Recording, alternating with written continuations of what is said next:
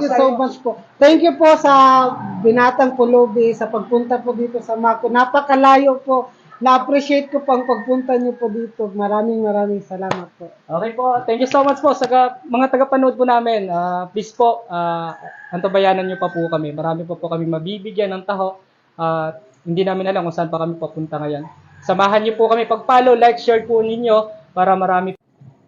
Hello guys, ngayon namimigay na tayo ulit ng taho. At saka ngayon, nandito tayo ngayon sa Mako. Alam niyo pa, Mako na tayo guys. Tatay ng taho. May nag-request, boss?